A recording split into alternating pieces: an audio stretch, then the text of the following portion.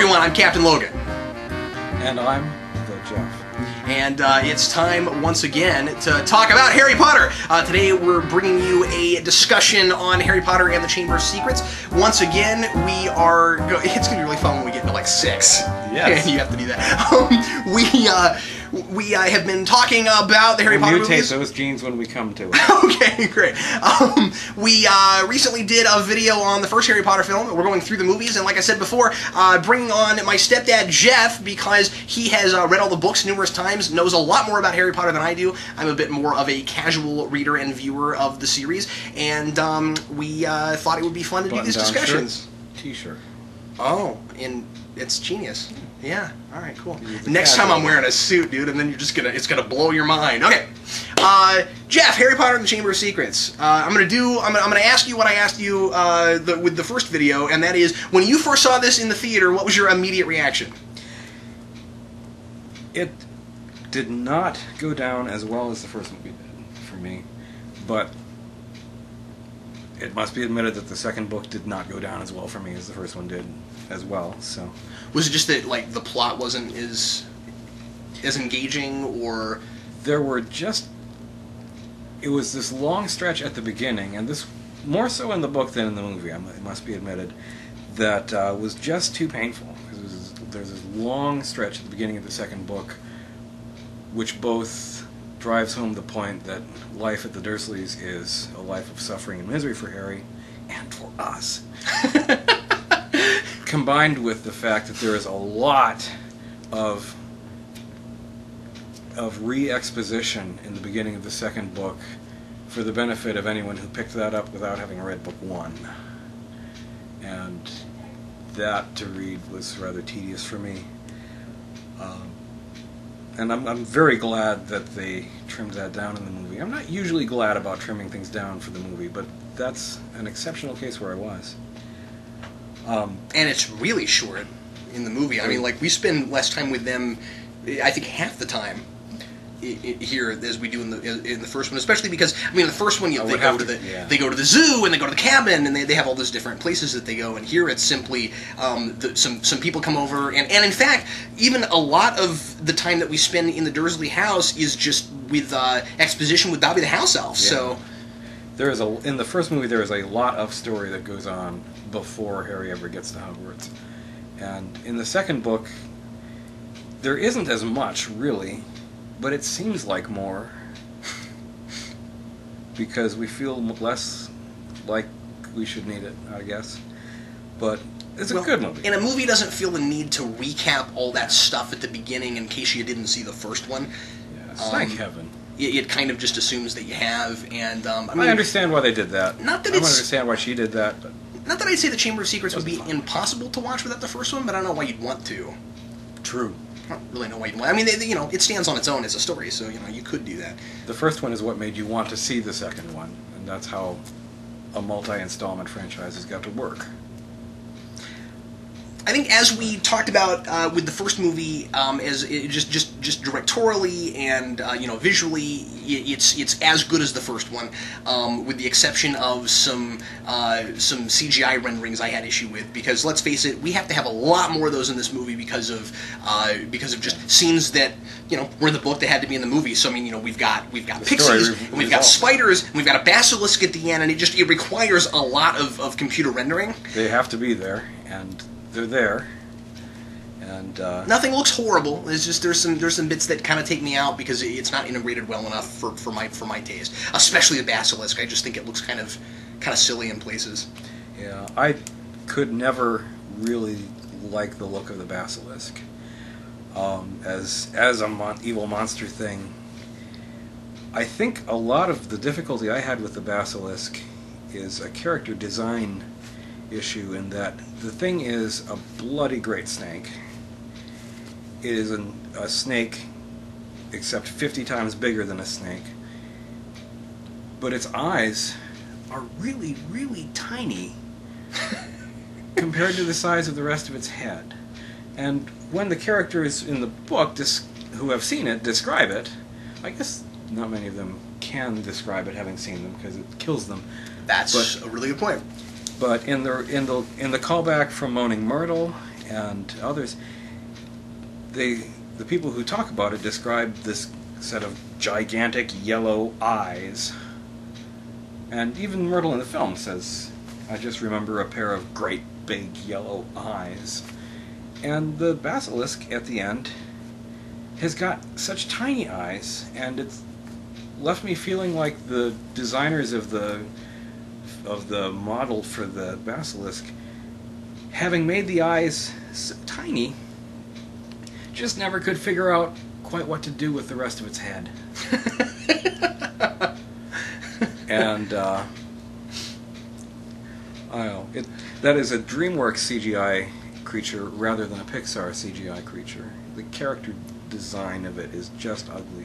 I agree with that. I felt that way about Dobby as well. Yeah, me too. To the point where I have a difficult time even watching the character.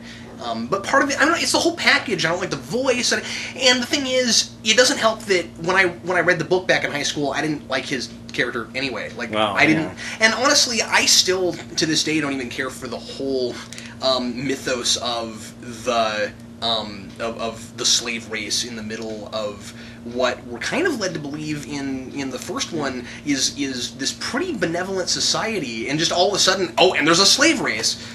Well, actually, maybe that's not fair, but I do kind of wish that they had at least been in the background of the first book.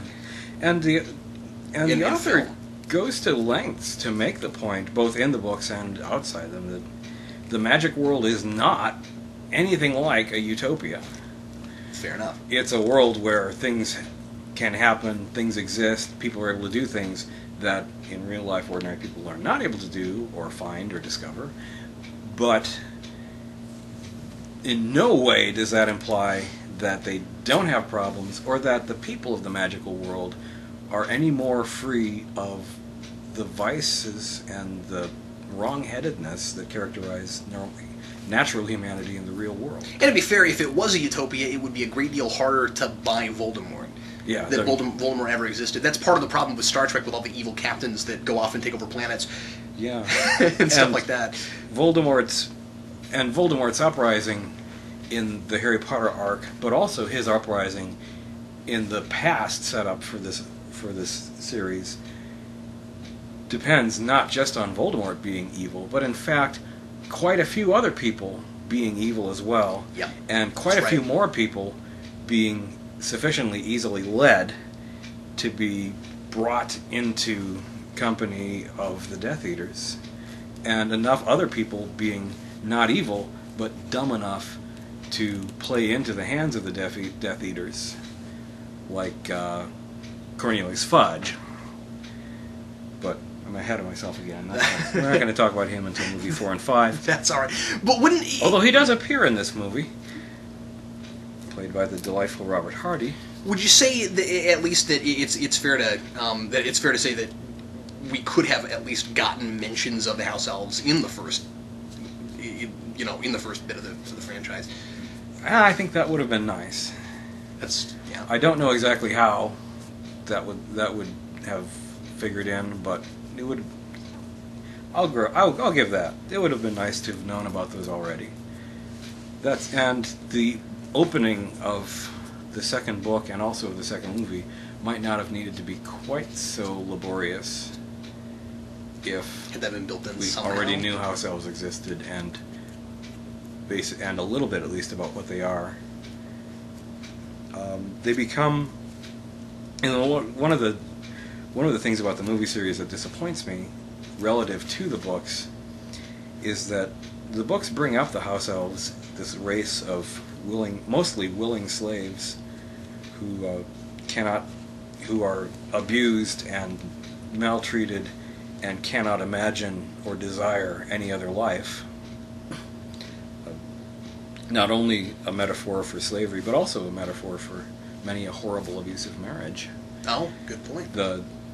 But the issue of the House Elves and their enslavement figures prominently in the books, in Book 4, in Book 5, in 6, and in 7.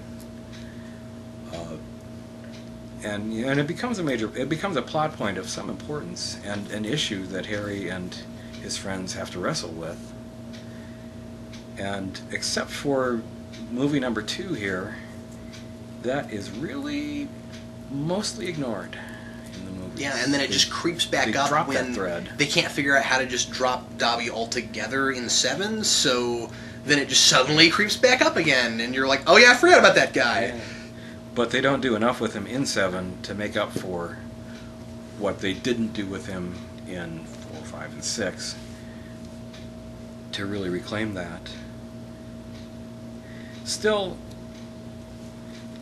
he's a character in this one that has a lot to do with everything. It always bothered me. It always made me wonder, what on earth was he doing coming to warn Harry in the first place? Did the Malfoys actually send him out to do that? That's a great point. Did he break out on his own? Yeah. Which house elves aren't supposed to be able to do ordinarily.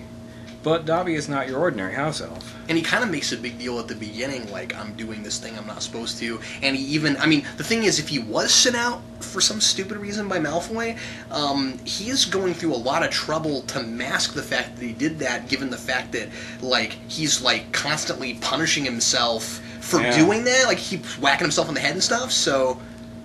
Yeah, in the book, he actually makes the point that he's like a really sad Warner Brothers cartoon. He's just constantly hitting himself in the head. The Malfoys don't notice because, well, he's always having to punish himself so often anyhow, that all these extra self-punishments do not really register for them. They just figure, oh, he must have screwed something up again. Since we're on the topic of stuff that the series in general left out that wasn't perhaps prominent enough, let's talk about stuff like that in the specific film. We were talking a lot because you were reminding me of things I've forgotten because I haven't read this book in 10 years. You were reminding me about the whole parcel tongue thing and how the snake Malfoy. I was like, who was it? Oh yeah, it was Malfoy. That Malfoy throws out is going after Harry Potter, and then Harry Potter's talking to it, and then suddenly it turns and it goes after some kid who we had seen earlier. We're not told his name, I don't think, and then it kind of goes after him, and then later he gets petrified, and they're dealing with the whole idea of the mudbloods and the not pure blood wizards and witches, and we're told that Hermione's one, and then you told me that actually plays into this, and the movie doesn't really go into it. The boy, whose name is Justin Finch Fletchley, he's named in the book, and at the beginning of the year, he in the book introduces himself to Harry and makes known to Harry that he is also a mudblood, Muggle-born, I should say. No need to be rude. and of course he wants to congratulate Harry for being, treating Muggle-born people with dignity and respect and not being a pure-blood Nazi racist like certain other people. So it's established that Justin Finch Fletchley is a Muggle-born, so that in the book, when Harry then is talking to the snake in the duel, and the snake then turns to Justin, that the other people standing by notice, A, that Harry can talk to snakes, which is creepy and weird and wrong and obviously evil. And what's really cool is that he's known he can do this for a whole year now and has no idea that it's scary, no idea or that no one else knows how to do it. But also, I just always really liked that as a plot point. But also the fact that it turns to Justin, and Justin thinks that Harry is egging the snake on to attack him, when Harry later says he was telling the snake to leave him alone and not attack anybody, which no one else can understand, because no one else can understand what Harry is saying to the snake, because only Harry can speak snake language. But that out of the story, doesn't even know he's speaking another language. It takes him a while to realize that. Which is really interesting, because that means that when you saw him talking to the snake in the first one, he was doing that and didn't know it. And that's really cool, because that's partly why the Dursleys were so creeped out, I'm sure. Yeah. We didn't find out until Harry found out, which is a very classy thing about J.K. Rowling's writing. But yeah, this scene at the duel where the snake is rounding on Justin, this then in the story, and the movie kind of hops over this, becomes the point at which people start suspecting Harry himself of being the heir of Slytherin. And Harry has a rotten few months where everybody is terrified of him, And that's just not even in the book addressed. And in a deleted scene. Yeah. Harry actually attempts to go to Justin Finch-Fletchley and explain what happened and clear up the misunderstanding, only to find that Justin has already gone into hiding, and the other members of Hufflepuff House are talking amongst themselves and have figured and believe that Harry has in fact singled out Justin and marked him for death.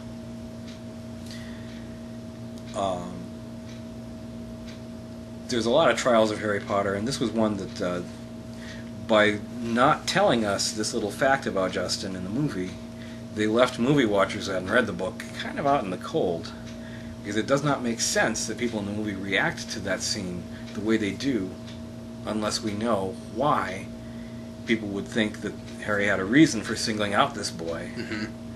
And I think it's really important to bring stuff like that up because, again, it's not just about being as close to the book as you can. It's that if that's going to be a thing, we've got to know why it's a thing. You know, and you really don't want any series based on books to require you to have had to have read it first. You don't want to be leaving out the essential information in that transformation process. I also think part of the reason that it kind of sucks that they left that scene out, like we were talking about earlier, is that the other two houses don't come up very much in the movies, and that would have been a place where, oh yeah, Hufflepuff, I forgot about them, and that's kind of that's a moment for them, and so like you said, even Ravenclaw doesn't really get a lot of mention in the movies either, right?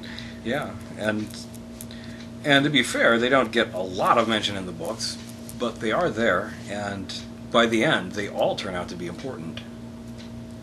So do you feel like, on the whole, that they didn't build up the idea that that people were scared of Harry Potter maybe being the heir of Slytherin? Because I mean, I think so. I mean, it comes up. But it comes up more personally for Harry, and people aren't talking about it, and it really is kind of brushed to the side. Really, the big moment for that is the Sorting Hat. Yeah. Saying, you would have been great in Slytherin. You would have done well in Slytherin. Yes. And we get a little bit of Harry's personal kind of self-doubt as to whether or not he belongs where he is, and whether or not he is in fact poisoned by what we later will find out is the connection between him and Voldemort. But we lose a little bit in the film the fact that this is not just inside Harry's own mind, doubting himself. He actually has to deal socially with a period where people suspect him of being, in fact, the very thing that is his mortal enemy. And I think what the movie plays up more is the rivalry between him and Malfoy, which was there, and that's fine, and it needs to be there because, after all, you do get the sense in the movie, and they do come right out and say that Draco wants to be the heir of Slytherin. Yeah. He hopes it's him. So that's all in there, but I do agree with you that I think that it's too much. I'm glad it's an internal conflict, but it's not enough also of an external conflict, and you want those two things to be there together, especially because it was there in the book and it was more effective. Yeah. So I think it makes more sense out of the internal conflict when it had an external component. Otherwise, it's harder to see why Harry would get so bent out of shape about whether he wasn't supposed to have been a Slytherin after all. An issue which is, again, actually also comes up at the end of the arc and is kind of dealt with very nicely in the epilogue in the 7th book. But we'll talk about that later. My favorite thing in the whole movie is probably Kenneth Branagh. Kenneth Branagh is so good. Totally cracks me up. That's Gilderoy Lockhart. And we noticed something that we didn't know about that, because while we were watching it, I asked Jeff, because I didn't know if Gilderoy Lockhart ever comes back again. Because, of course, if you forget and you haven't watched this in a while, he's the guy who is really famous and has done all these great magical things, and he's the Defense Against the Dark Arts teacher now, and seems to know how to do everything. And then you find out that it was all totally a sham, and the reason he got away with it is because he uses these memory charms on people. And at the end, one backfires on him, and he totally loses his memory. And so I asked Jeff if he ever pops up again, and he said, yeah, he pops up in, which book was it, 5? Book 5. and he's like... You get to see him in the asylum, basically, as a mental patient, because his memory's gone. And I thought that was really neat and wished that it was in the movie. And then we were talking all the way through the credits. And when you get to the very end, there's a stinger where we see a newspaper, and on the front of the newspaper is him. Well, it's a book. Is it a book? It's his next book. Oh, that's even better! I didn't notice that! His next book after this. That's cool. Who am I? Okay, that's great. And anyway, we see him on the cover, and of course, it's a magic thing, so you see him moving, and he's in a straitjacket in the insane asylum. I was like, oh, that's so cool. That was a pretty neat way to deal with that. That was. Yay. So that was fun. We got to see something we didn't know about. That's why I do. That's why you rewatch them. I wonder if any of the other ones have stingers and we don't know about them. Gonna have to go back and check. I don't think I've ever watched all the way through the credits of any of them. Pretty sure the first one did not. Yeah, probably didn't. It was probably like that old school villain thing where it was just Voldemort on the back of that guy's head going, "Rah!" Yeah. And then you're like, oh my god, he still exists. Oh no. I'll get you next time, Gadget. Next time. So anyway, he's hilarious, and I think that he's like the best possible choice for that character in much the same way that Alan Rickman is like the best choice for Snape. But that was really cool that they got him. These are so well cast, just all the way around. Everybody. One of the things I really appreciate about this too is that there are these extra characters that are him, Moaning Myrtle, these characters that are fun to see in this, but they don't have to become like big major recurring characters for the rest of the thing. Jeff and I were talking about this earlier before we were filming. One of the things I like about Harry Potter is that the people that are most important at the beginning are most important at the end. There's new people that you meet, and there are in your neighborhood, and there are and there are characters that do pop up. Especially by like 5 that stick around, but are still not the major characters. They don't become the show. I should say are most important until the end, except for anybody that dies. There's that. But anyway, so I appreciate that we can have these kind of fun characters for the story that we're telling, and then they can jump back out. Particularly fun villains. It's always good to see fun villains. And while Lockhart isn't the villain of this story, he certainly is not one of the good guys. And she does a fantastic job when writing these, and the movies, for the most part, play those up well, where sometimes you don't know if they're villains or not. Yeah. Sometimes you have to kind of guess, and sometimes when you think they are, they're not, and sometimes when you think that they aren't, they are, and that's great. You discover this as Harry does, which, again, is a very classy thing about the way J.K. Rowling writes. Do you think that because these are essentially mystery novels with a magic backdrop, do you see the mystery in this as being as good as the first one? Definitely so. Okay, cool. I liked the diary mystery and the riddle mystery. I did not call that Riddle would turn out to be Voldemort. Though you could kind of guess that there's something ominous about that. We knew he was nasty. More so reading than watching the movie. But even there, it's clear something is funny about this artifact. He doesn't get a lot of screen time, but he doesn't need it either. I think that he's a pretty. He has a lot of presence, and he has a lot of presence on screen. I buy that. Whoever that is, I buy that actor as being a young Voldemort. I'm cool with it. Almost as much so, or even more so, as the young Voldemort actor we get in movie number 6. Oh yeah. Because they did not get the same fellow for that. Well, they probably couldn't because it was like 8 years later. The ages would have been wrong. So. Yeah, at that point he could have played Voldemort. True. Well, even if he hadn't aged, the ages would still have been wrong. They did not have 16-year-old Voldemort in that one. They had 10-year-old Voldemort in that one. It's like all the different ages of Lex in Smallville. Yeah. You had... I wanted you to touch on this, because this was a thing you had that I didn't, but I did want you to talk about this, because I think it's interesting. Oh, yeah. You don't like the relationship between Hermione and Ron, or at least the way that it's set up at the end of this. Explain that and what that's about.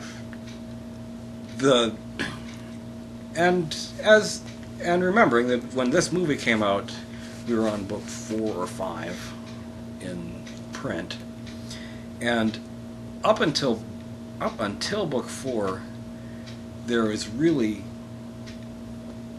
almost zero hint of the question becoming any kind of this issue, well, is there going to be some kind of romance within the trio? Which, if there is going to be awkward because there are 3 people in the trio, and that's why it's called that. So we have some built-in tension just waiting to happen. And it's kind of fun that you can have stories at least for a while without a love triangle. And I like that. Because that doesn't happen all the time. I like not having that. I especially found the Ron-Hermione pairing difficult to swallow for a long time, just because Hermione always seemed so intelligent and competent, and Ron always, until the very end of the series, seemed like such a useless buffoon. A comedy sidekick. That relationship never made sense to me until some effort was put into making it into something that made sense. But even so, in the movies, beginning with this one, there seem to be scenes that are attempting to try to set this pairing up in the kid's second year of school. In the way we see tension over Hermione's reaction to Lockhart, in the way Ron, disguised by the polyjuice potion as one of the thug kids, Crabbe and Goyle, I never remember which, jumps up in rage. Good Harry and Ron. That was a great comedy moment where it was like, what are your names? I don't remember. And they just keep looking at each other. I don't know either. Yeah, one of us is Crabbe. I'm sorry. But when Malfoy insults Granger. You know what? They should know, because Ron says when he takes the polyjuice, but he says, "Ooh, essence of Crabbe." He should know which one he is. Anyway, apparently they forgot. I just thought of that. Sorry, go ahead. After all, well, I can't blame them, because so did I. But it never seems to matter which one of them is which. But no, the way Ron described as Crabbe, leaps angrily up to attack Malfoy when he says something bad about Hermione, in a way that you wouldn't do if you were pretending to be a buddy of the bad guy who you already knew hated you and all your friends.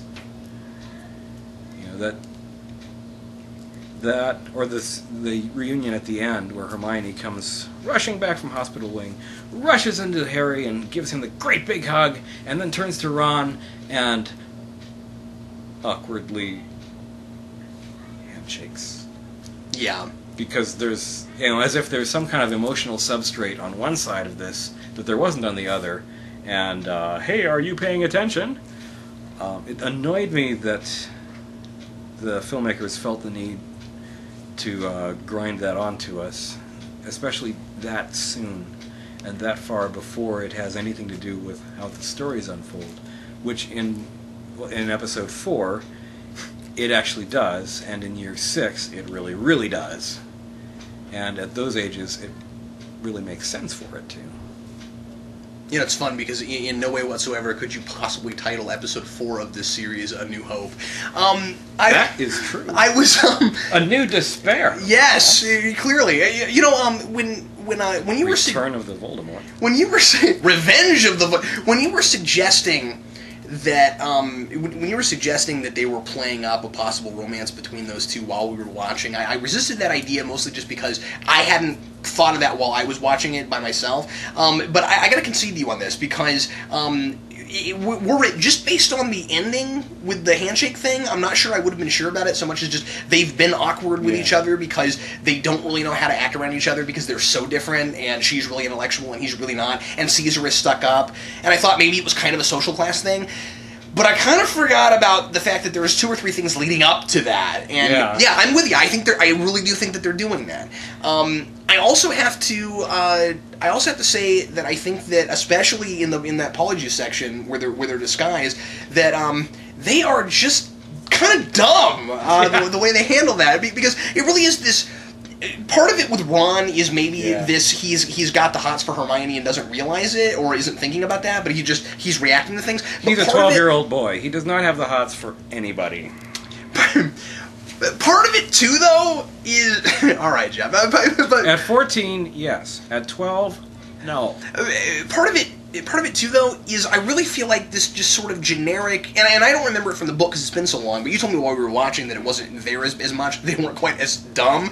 I felt like there was just this sort of generic, if anybody badmouths me, I just react immediately, Yeah. or like we disdain, we have such disdain for these people that if they say anything bad against us or our parents or anything, even though we're disguised and we ought to have expected this, we're not mentally prepared for the fact that we're pretending to be henchmen and we can't act like we're okay with the guy who is our boss while we're because they're pretty much henchmen. Yeah. That whole thing, they were just dumb. It was like worst disguise ever. Yeah. Not that the actual disguise was bad, but they were terrible. And look, if you have your own voice, and I don't even know really how that works because your windpipe would be different, but if you have the same voice... Yeah, that's true. They shouldn't have the same voice. Yeah, if you have the same voice as you did before you drank the polyjuice potion, you should be way careful about this. Like, and I don't care that they're 12-year-old kids. I think that anybody would be smarter than that. Like, wouldn't you be really kind of, what's the word I'm looking for? You'd be thinking about it. You know what I mean? You'd be aware of the need. Yeah. You'd be self-conscious. That's the word I was looking for. Not give yourself away. Okay, let me ask you this. Do you remember in when they did the polyjuice potion at the beginning of 7? Mm-hmm. Is it 6 or is it 7? 7. When they do the polyjuice potion, because I've only seen it once, did they all have their own voices, or did they all have Harry's voice? Do you remember? They had their own voices in the movie, I believe. Okay, so they were consistent with that. I was wondering because I couldn't remember. They shouldn't though. It doesn't make any sense. Yeah, they do. I don't think. And the way the dialogue is written in the book suggests also that they have their own voice. You keep your own voice cool. under the polyjuice potion. Well, they're being so it's consistent. I'm not sure it makes sense, but it's magic. Yeah. Maybe magically their windpipes or whatever. Anyway. Hand wave. That was just a bit I kind of wanted to bring up. I like it struck me that watching the reactions in that polyjuice scene, that the book with the recipe ought to have a note in there. Pour this into, when you're going to drink this, you want to pour it into a container that isn't going to shatter when you throw it on the floor in disgust. Because you are going to throw it on the floor in disgust and run off and puke as soon as you drink this potion. Yep. I mean, it seems like it comes off as a predictable reaction that a potion book author ought to have mentioned. So I'll take issue with the author of that book. I love that you're complaining about the author of the potion book. That's fantastic. Yeah, he did not do his research. Now that we're nitpicking wonderfully ridiculously, was there were there any other big like major points you wanted to bring up that we haven't talked about yet? Anything you wanted to talk about with either Voldemort or with Hagrid being put in Azkaban, or any of that, any of the big story points we haven't really talked about? I think it's interesting to note that Dumbledore can see through the invisibility cloak. The scene in Hagrid's hut where the kids are there under the cloak, and Dumbledore is being fired, and the Minister of Magic is going to carry off Hagrid to jail for preemptive purposes only. A pretty scary magical world where you can be imprisoned in case you might turn out to be doing something horrible. Yeah, regardless of the fact about that. Dumbledore says innocent till proven guilty, talking about Harry. And this was well before the Patriot Act. Wow. But yeah, you're right. That is scary, especially because obviously. But I'm just saying that obviously, like Dumbledore's values don't seem to even go with what the government is doing. And that'll become a plot point in great big letters. And oh yeah. No, that's great because we have what seems to be perhaps a somewhat corrupt government that could facilitate the return of Voldemort, right? Exactly, and which shows itself to be not entirely or automatically benevolent. Mm-hmm. They have a slave race. Oh, sorry. And they have a slave race of the House Elves. And also, there is still this gigantic issue of Muggle hating and pureblood prejudice, which is a major theme of the entire arc of the series, but which we're introduced to in this book. I do not blame I do not blame J.K. Rowling for not having pulled that in the first installment, because there's a lot of stuff in the first installment already. I don't either. Yeah, and that honestly, I don't know why I think this, but I feel like that needs to be a lighter book. Yeah. To open up everything. When I read this, it sort of came at me like a ton of bricks. Wow, we're talking about these issues. And I didn't know we could do that here, but I don't think it's out of nowhere either. Both the issue of the enslavement of house elves and the issue of the fact that many of the upper class of the wizarding kind see themselves as pureblood and would like to, in fact, enslave everybody who's not a pureblood, or enslave all the muggles, or enslave the mixed blood and kill off all the muggles, or something like that. Which is especially, I mean, I guess we find more of this out later. Or maybe Hagrid talks about that here, I forget. But Hagrid, I remember, has a line somewhere, I think it is here, where he says that, look, most people, or at least a quarter, if not half, you get the sense that the group of people that could really be called purebloods is such an elite group that tells you a lot about why they all want control, because a lot of them have the same opinion on this. There are so few pureblood families. Hagrid points out in the book. I don't think all the pureblood families are evil, but certainly a good majority of them the Weasleys are purebloods.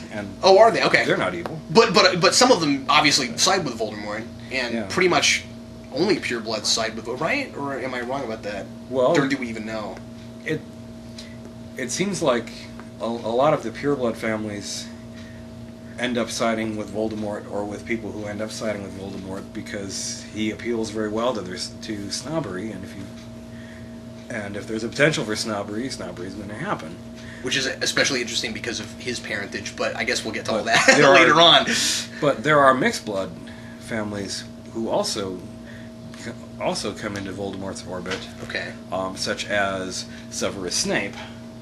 Oh yeah, who is a half-blood himself. I forgot about that. And Voldemort is half-blood. It's been so long since I've looked since I've watched the older or the newer stuff. That's the reason that. That's a fact about Snape that we won't learn until the 6th or 7th book. It's a lot of why I brought you in to talk about this, because I just don't know it as well. So yeah, thank you. But there's, and that is the idea that even a system centered on the purity of blood can end up hornswoggling lots of people who would not themselves qualify, but who will join in a movement if they think it will give them the chance to bully and beat up on some other people, and give them a chance to enjoy some power. Other people, most of the characters that turn out to be definitely in with the Death Eaters, we simply are not told their blood status. But Hagrid does make this point when he's explaining the blood issue to Harry at the beginning, and explaining what mudblood means. He says that some people think that magic that people are superior if they have pure blood, and he says codswallop. Right. That hardly any of us really are pure magic blood. We couldn't be. We'd have died out if we hadn't intermarried a lot over the centuries. So he says that, in reality, there's not a wizard alive today who isn't half-blood or less, because there are just too few. Magic is too rare for that. We'd have inbred and died out. And that a point which the movie avoids making quite so much, I thought. But it's something I liked about the series, that this racial distinction that Voldemort and his evil pals are trying to promulgate is pseudoscience in a magical sense, in that really nobody's pure blood, and the people who think they are aren't. And importantly, the guy leading this revolution isn't. No. And that's, I think that's got to be her going right to Hitler. Just as in real life, in the Hitler regime, where the purity of German blood was the big deal, there again, the real science of genetics is that if you had if you had a collection of pure-blooded people and they only ever bred with other pure-blooded people, after a few generations, you get the Deep South. Yeah, it would be like inbreeding. Sure. You get deliverance. Oh, and I'm offended by that. Sorry. No, I'm kidding. No, I'm totally joking. Except for your part. Except for right. But you know, true. Keeping blood pure does not do good for the species. You want the genetic variety. By the way, a lot of my viewers probably don't know this. I'm originally from Arkansas, so anytime anybody brings that up, I feel the need as a joke to just act like I'm offended because it's funny. That ain't funny, is it, sis? No, it's not. But there, as in the book, this kind of pure-blooded racialism is shown to be, in real scientific sense, garbage, just as it is also garbage in a moral sense and garbage in a social sense. Obviously, we're talking about a few things that are brought up a lot later, but what's interesting is that, I mean, all this stems from the whole, like we've been talking about the whole, pure blood versus half-blood thing, that is raised first here, and I think it's really important to note, and this is the last thing I wanted to bring up, that these movies, as movies and books, as they go along, with even with the stuff that the movies feel the need to leave out, as they go along, they talk about bigger issues. They do. And like you and I were saying before we were shooting, if you watch these movies, or read the books, from the beginning of when it seems like the first book was kind of intended, the age it was kind of intended for. So, like, if you start these, like, 12 or 13, and you read or watch one every year or two, it's like you grow up with them. And it's really fascinating, because the first one, while it's not without, it doesn't have grandiose ideas, but it doesn't do a lot of social commentary, certainly, but it certainly feels like a world where that could be there. And as it goes, but it feels a little more harmless. It feels a little more Disney. Maybe that's a bad word, but it feels a little bit more Disney. But as it goes along, it gets I'm gonna leave that in there. Bleep it. As it gets a little, call it the D word. As it gets a little bit more. I'm sorry. As the movies and the books continue on, they start getting more adult as the characters are growing up, and as perhaps some of the readers are growing up. And I love that. That's so cool. And some people complain that it's like, oh, it's just getting darker and darker for the sake of getting dark, as if Rowling had this idea that if she didn't just darken up her universe, it wouldn't continue to be popular. I don't think that's it at all. I think it happens very naturally. Here's a rare case where turning darker makes sense, is organic to the story, is organic to the characters, and is not. And it doesn't lose the essence of what it is either, It doesn't feel like a cynical gimmick to sell more beer or whatever. There are always the humor is always there. It's always in the same spirit. There's not always as much of it. You have to have less levity when when the storm clouds get closer. I mean, it's necessary. But But at the same time, we also use comedy to diffuse tense situations, and these movies do this. And as they get darker, you still have those characters there, and you have, I said the humor is the same. You get some different sorts of things too. Again, as it grows up, some like you get even some more morbid humor in certain places. Not that it's offensive, but like you get I just can't remember who's the female character's name that's introduced in 5, who seems kind of crazy in the head. Yeah, you start getting a little bit more morbid type humor with her, and it's great. It's really funny, and it fits the mood of where this is going, but it doesn't lose the essence of what it was in the beginning. That's what I'm saying. Yeah. Well, the funniest of the books and the funniest of the movies is probably number 6, and that is in just about the darkest, as in darkest before the dawn part of the story arc. And toward the end has just a straight up horror scene where you're just waiting for something to jump out and grab you when they're at the big dark lake thing.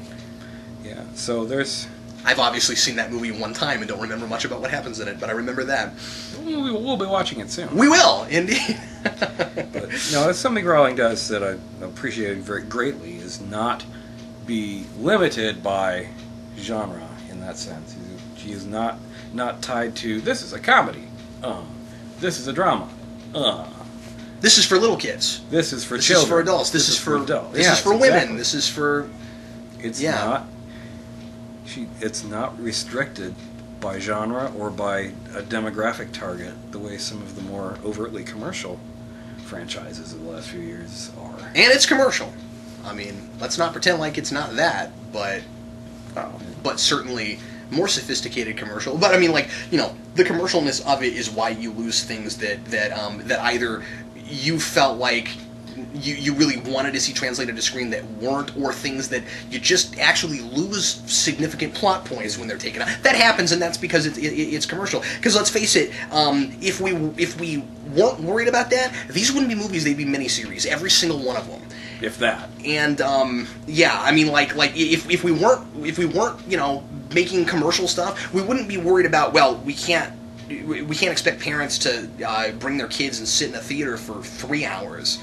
They've got to be condensed into 2-hour movies. So I mean, like, certainly that's there. But again, more sophisticated than other commercial properties, and partly just because the stories are, by and large, pretty sophisticated. I have my issues with them as we go along, but.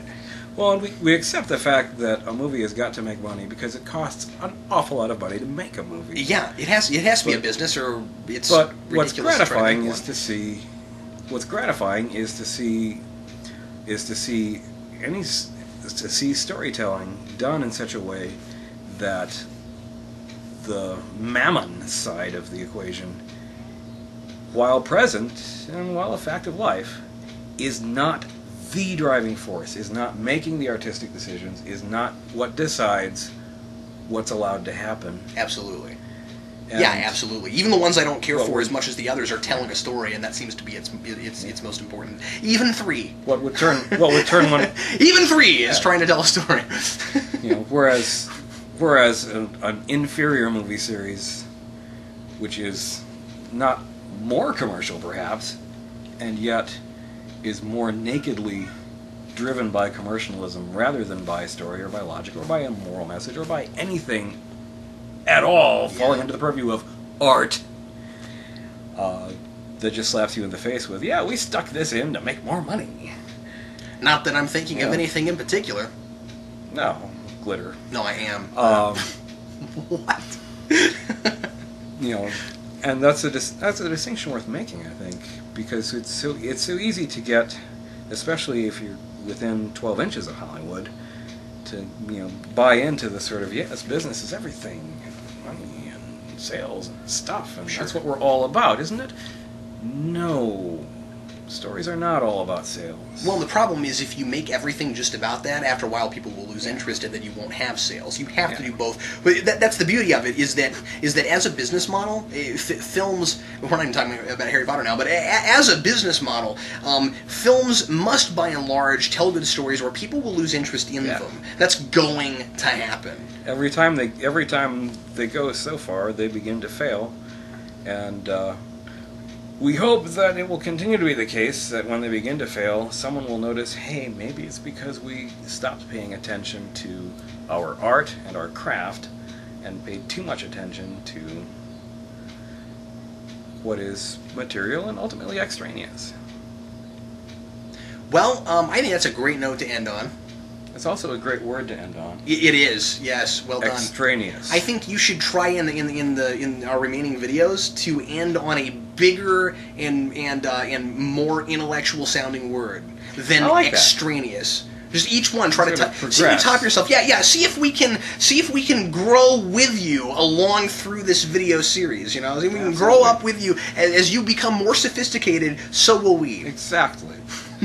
We'll continue to plunge the hermeneutics of the whole thing, and that's a good thing. Now, see, don't start doing it now, or you're going to have major problems. Crap! I used that one. Yeah, because we've already got it. We've got 5 or 6 more videos left, so. All right. We still haven't decided if we're going to do 7 and 8 as one video or 2. I vote for 1. Okay. Well, anyway, on record. Are you already tired of making videos? No. Is that why you want it to be 1? No, because I think they are. You don't know how to talk about one without talking about the other one. Yeah. I don't think it makes any sense to. Well, fair enough. So we have 5 more videos to make. And hey, everybody, thanks a lot for watching us on this special Geeks Not Nerds series on the Harry Potter films. Jeff, thanks again for joining me. Thanks for having me. See you again very soon for Harry Potter and the Prisoner of Azkaban. That'll be number 3. See you next time.